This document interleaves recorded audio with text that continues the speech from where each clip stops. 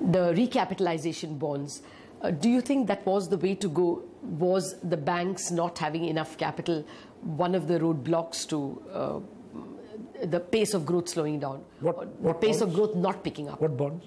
The recapitalization bonds. I mean, the way in which banks are going to be capitalized. No, that's different. So what the government has not announced bonds yet, to my knowledge. The government has said we will recapitalize banks to the tune of 1.35 lakh crores, right? Yeah. All right.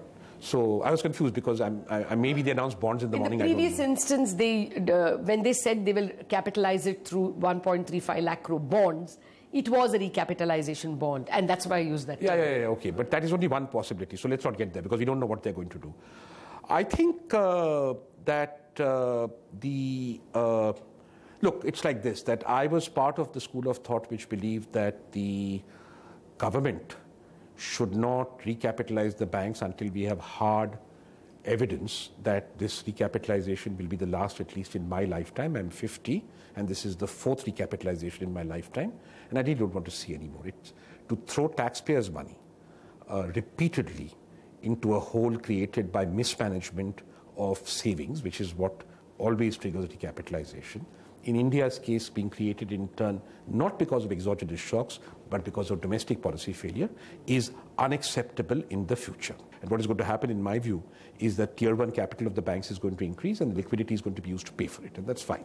I think there are better ways of doing things. I have to ask the probability model of systemic collapse that motivates the Reserve Bank of India to hold reserves which are disproportionate by the standards of any central bank in the world.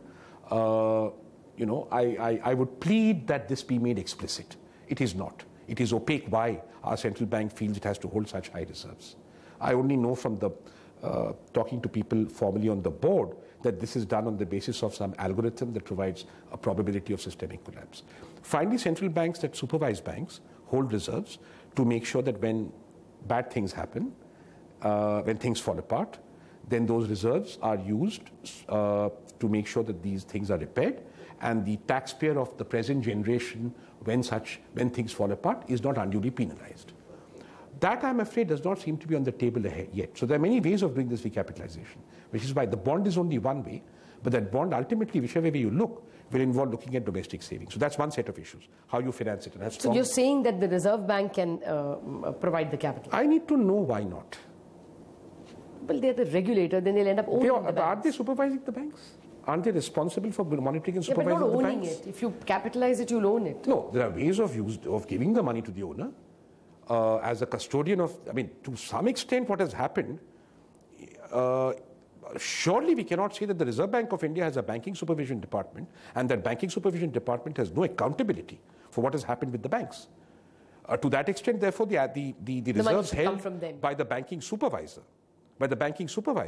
should legitimately be part of the conversation of how we fix this problem. Things have fallen apart. And today, the idea is that we use a combination of taxpayer money and saver money of the current generation, of current receipts, to fix how things have fallen apart. I need to understand that that is the only option. I'm not saying that we should use these reserves. But I'm not convinced that the Reserve Bank is let off the hook on this simply because they don't own the banks. Because they do supervise the banks. And why do they hold the reserves? Do they hold the reserves for what purpose then? That is the run on the rupee and things like that. The run of the rupee, 9 lakh crores? Give me a break. No, I don't think that's true. And in fact, if you look at the reasons why the Reserve Bank in the past has reduced, not this governor, in the past, have reduced for these large levels of reserve, part of it is that there's a domestic banking crisis. Yes. They do say triggered by exogenous shock. That is where I beg to disagree. What if the shock is endogenous? And you're the supervisor and you didn't see it coming or you didn't deal with it when the problem could have been solved. Either you come clean and say you were overruled, I've not seen that, by the owner, or you participate in the things falling apart accountability, which if it does not involve heads rolling, it cannot, because the people incumbent can always say it happened before they watched. Then your balance sheet must be accountable. I think so. I could be wrong, and then I need to know why I'm wrong. But this conversation is not happening. I think it ought to. That's one. Second, I don't want to see a situation where once the banks are recapitalized, they get phone calls from the owners saying, for example, ab mudra mein paise dalo, ab yahan paise dalo, ab wahan paise dalo. even the way in which the banks have been dealing with their stressed and stranded and non-performing assets problem, I would say once recapitalized, needs to be dealt with at the managerial level. What I would do is under the CEO of the bank, I would have 20 people dealing with stranded assets, stressed assets and NPAs, wherever in the bank they may have occurred, whatever geographical or functional location, put them in one area and then let the rest of the bank get on with the urgently required business of doing what a bank is there to do. So you're saying money should go to the banks only with the promise of reform? No. I think money should go to the banks contingent on reform. And that is not for the banks to do. That is for the government to commit to. And I see no such commitment to the table, and that concerns me. I'm confident that this, I don't know what they call them nowadays, they don't call them group of ministers, alternative mechanism, right? Yes. The alternative, profound, it sounds like science fiction. The alternative mechanism will come up with such a reform plan, but I'm going to do my professional duty and call that reform plan when I see it. It's a tragedy, I think, that the reform plan has not come, as recapitalization has happened. I happen to know that there's been enough conversation in policy circles about how this calibration could be done. I'm disappointed that what has come out of the public domain has not done it. I'm, however, encouraged that this conversation has happened. So there is substance. It's not just another eyewash. There is substance, at least to the attempt to make reform. I would urge and encourage those and offer my assistance in making this reform to execute it in the interests of our children, so that unlike myself, the next generation and generations after do not see recapitalizations at the expense of taxpayers and savers happening as a hallmark of what is essentially then a financially dysfunctional economy. Okay. Well, Dr. Roy, is this part of your responsibilities as the Prime Minister's Economic Advisory Council? Will the Council advise the government that these reforms be done? No, that would be a facile thing to do. I hope, firstly, it's not. And even if this were to come up on the 10th of November, my argument would be it would be a facile thing to do because there are people dealing with it. As individual economists, it would be fairly meaningless for me to say as the EAC, unless I'm asked what reforms. I've not been asked that question, to say you must do reforms.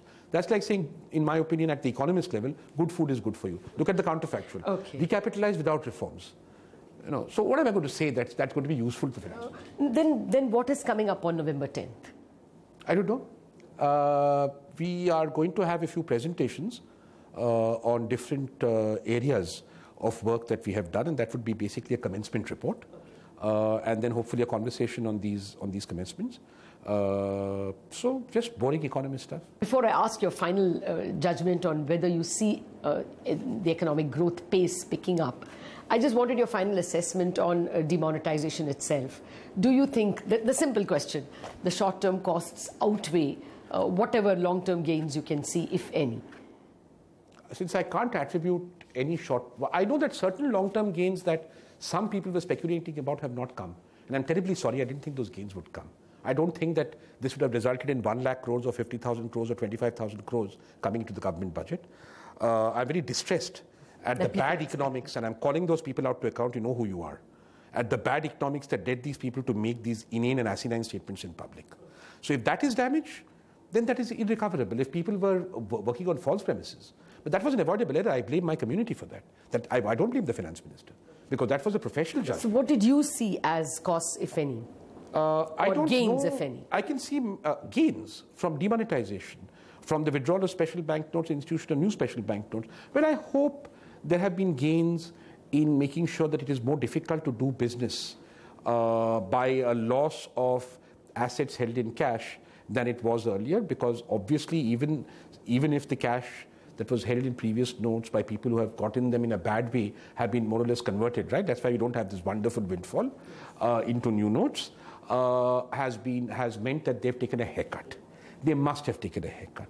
That haircut has knocked off, therefore, asset values from doing business in the manner they were doing, and that I'm hoping will result in behavioral change. But for that, we have to continue to press on with a number of complementary measures that ensure that those who think that they can do business in this country, to put it very shortly, those who think it is Singapore for them and India for everybody else, learn the lesson that they're going to work in India now. But that will require hard, continuous work. You don't do these things by floating, you don't do these things by one-night parties like demonetization. Yeah. All I can say is that the hangover from that one-night party may not be as high as people are thinking, except those who foolishly believe things that we knew ex ante were just not on the table, such as a fiscal windfall. Thank you very much, Dr. Roy, for joining us.